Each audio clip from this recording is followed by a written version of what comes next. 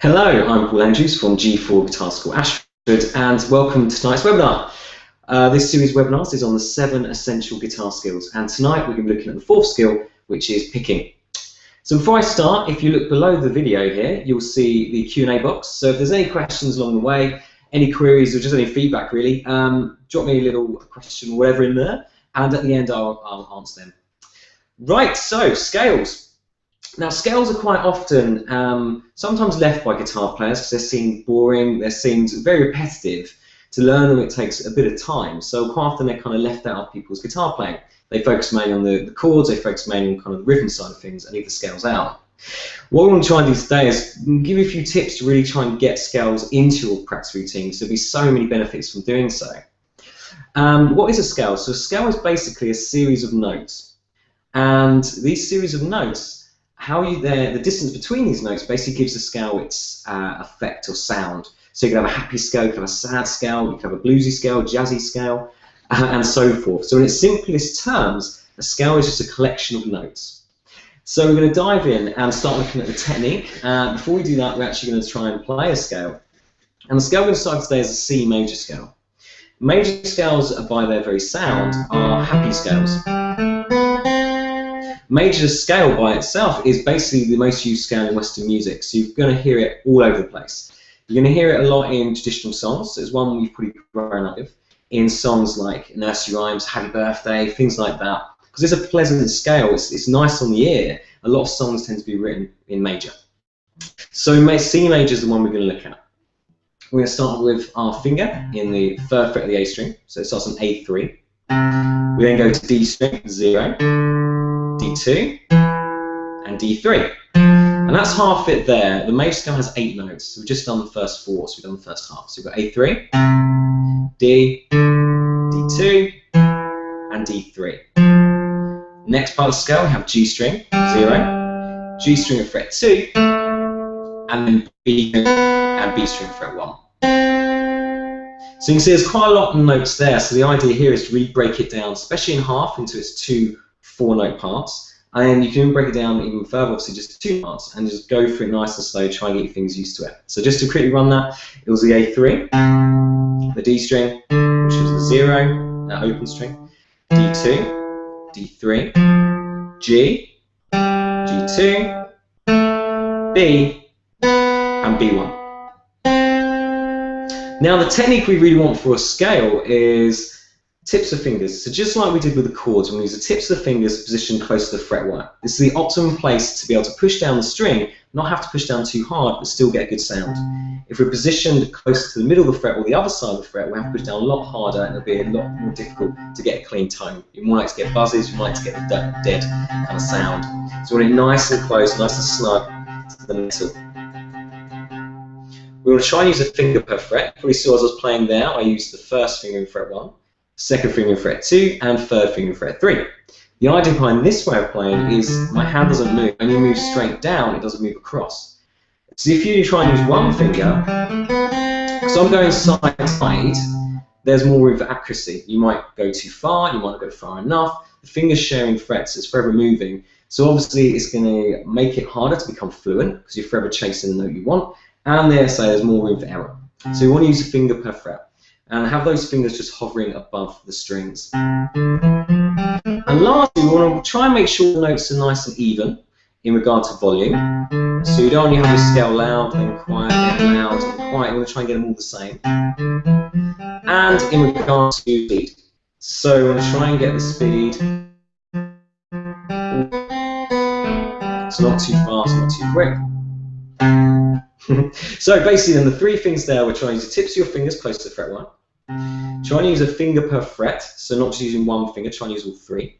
And lastly, playing all the notes and focusing on trying to get them the same level of volume and the same speed, so not trying to rush it, keeping it nice and smooth. Okay, so that's the technique side of stuff. That's what we want to be focusing on even before we really try and start using the scale, is just making sure our fingers are doing it correctly. Again, we want to focus a lot of time on the technique. If we can get that right, then you're well away. You won't have to correct that later on. The hardest thing to do is then come back and correct bad technique. If we start with good technique, you'll get there a lot quicker basically. You'll reach your goals a lot sooner. You won't have to worry about changing anything. And one thing to note as well is fingers will remember bad technique just as well as they remember good technique. So if you're practicing it wrong, you're just reinforcing that mistake. So you practice mistakes just as good as you can practice the proper thing you want to practice. So make sure it's right is what I'm trying to say. Okay, now going on to more of the practice. When you're practicing scales, there's really two things we'll look at here. It's the theoretical element and the physical, practical element. We're going to start really with the practical element here. And we really want to start working with a metronome early as possible. And I said this in the picking webinar, even really the chord webinar as well. Any excuse to get on the metronome, the better. But scales, definitely. We want to try and get it nice and smooth. So having our...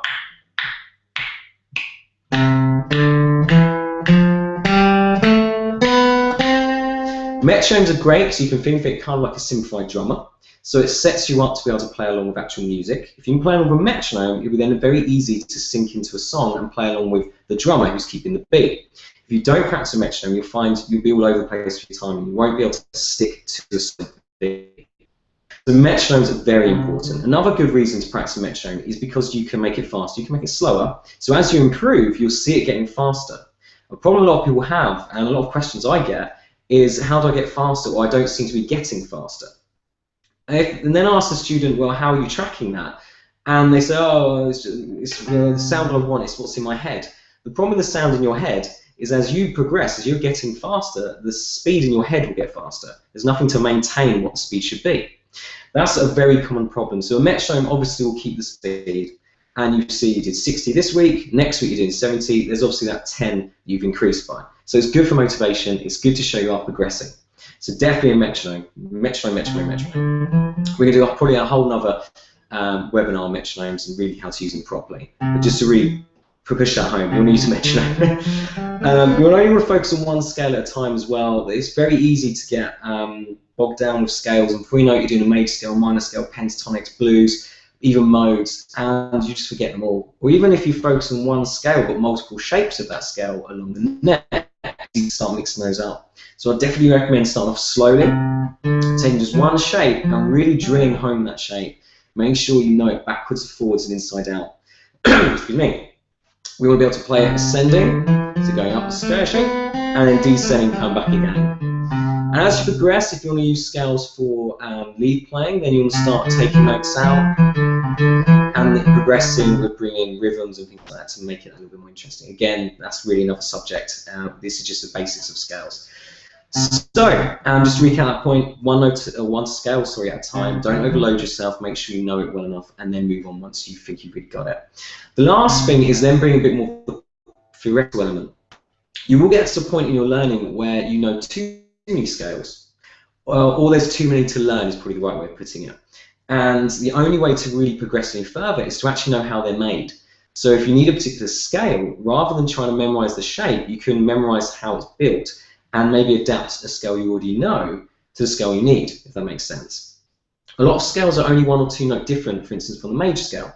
If we're playing a dominant 7 chord and we want to use Ixolydian, for instance, it's only one note different than the major scale. So if we know what that one note is, it's very easy to correct it. Rather than see it as a whole new shape and try and learn all the 8 notes, it's only one note different. So that's really the key there. If we know a bit of theory, we can get a little bit further, is what I'm trying to say.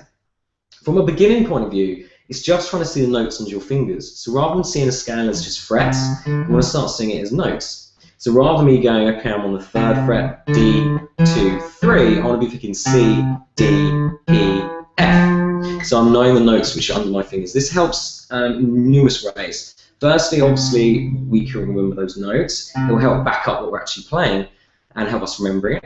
Secondly, we can start seeing how the scale is going to fit with chords.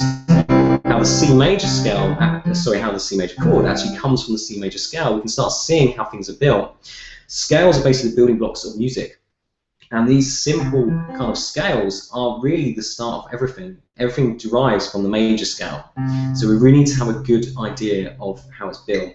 Very important for theory. So yeah, try and look at the notes under your fingers is basically what I'm trying to say there. So from a practice point of view, make sure you work with a metronome. That's definitely the first thing. Make sure you're only doing one scale at a time. And this could be the same with chords as well, one chord at a time. But don't overload yourself. The problem is you try and remember too much, and you start misremembering, you start trying to do 2 scales as one, and things like that. So make sure you really know the scale. Repetition as well, keep going over and over. That's what I said before. A lot of people get put off by scales because you do have to do them a lot.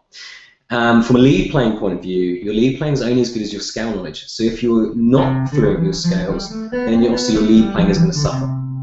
So we have to be very confident with knowing the shapes, and hands can do it basically on autopilot. And yes, lastly, the notes under your fingers. So make sure you're thinking about what you're actually playing rather than just the scale shape. Think about the notes.